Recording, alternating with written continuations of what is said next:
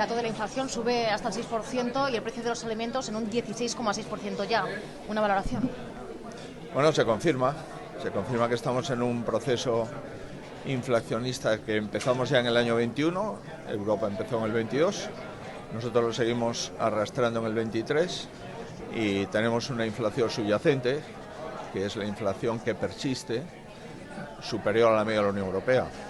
El año 2022 hemos hecho una inflación del 8,2, 8,3, una décima por debajo de la media de la Unión, y este año llevamos casi 2 puntos en inflación subyacente por encima de la media de la Unión Europea. Considerando que llueve sobre mojado y se incrementa sobre la inflación del 22 y sobre la inflación del 21, es evidente que estamos ante un gran proceso inflacionista y no puedo entender que el gobierno saque pecho de tener una inflación subyacente por encima de los socios, es decir, por encima de la Unión Europea.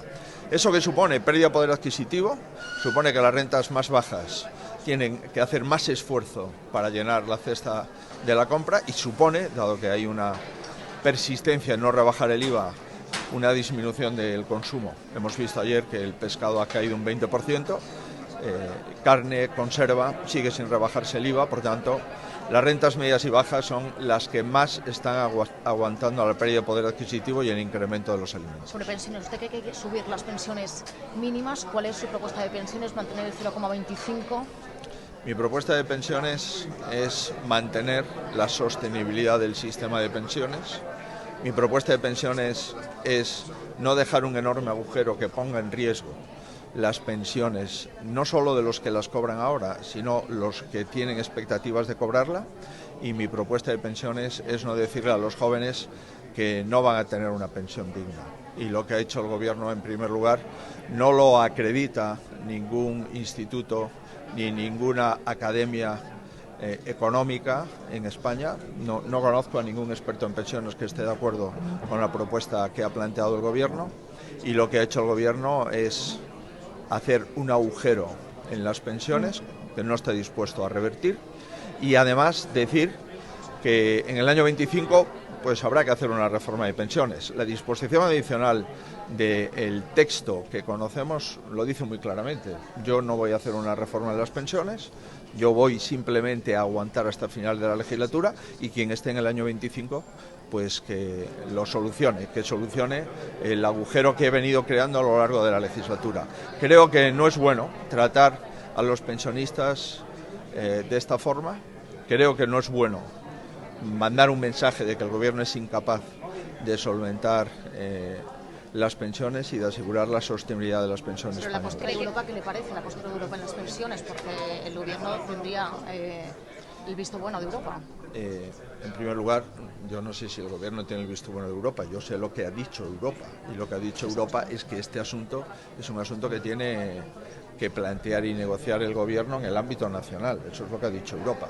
Lo segundo que hace Europa es decir, verá usted, si en el año 25 se vuelve a hablar de la reforma de las pensiones, a ver lo que pasa hasta el año 25. Es decir, el gobierno, cada vez que hay un problema, lo aplaza. No ha traído ninguna solución estructural a la viabilidad de las cuentas públicas, más deuda y más déficit, ni a la sostenibilidad de las pensiones. ¿Quiere que le llame más el gobierno agujeros. Y que le dé la información sobre su propuesta de pensiones? El gobierno sabrá lo que tiene que hacer. Yo lo que le puedo asegurar es que yo no voy a ser cómplice de dejar un agujero para las pensiones actuales y un agujero todavía mayor para las pensiones futuras. Yo no voy a ser responsable de eso porque no voy a engañar a los españoles. ¿Hay margen para un acuerdo o ya lo da por perdido?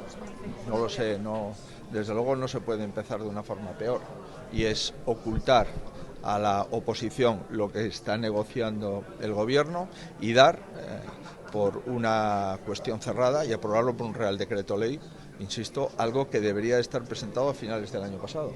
Estamos en marzo del año 2023, tenía que haberse presentado en junio del 2022, llevamos casi un año de retraso y el gobierno ha ido pues negociando este asunto al margen de los partidos políticos y al margen de otros actores sociales. Pero el problema de forma, que es un problema muy sólido, muy serio, es decir, el gobierno una vez más está intentando imponer de forma unilateral algo que afecta a todos. Además del problema de forma hay un problema de fondo, y es que el Gobierno sabe que esta reforma no garantiza la sostenibilidad de las pensiones, y el Gobierno sabe perfectamente que deja un agujero en las pensiones y pretende acabar la legislatura con ese agujero, y el que venga que lo solucione. Para esto no necesitamos Gobierno. Señor Feijóo, ¿qué le parecen las declaraciones de Miguel Ángel Revilla con respecto a la auditoría, que la ha rechazado? No, es que no. La trama de las carreteras. Gracias.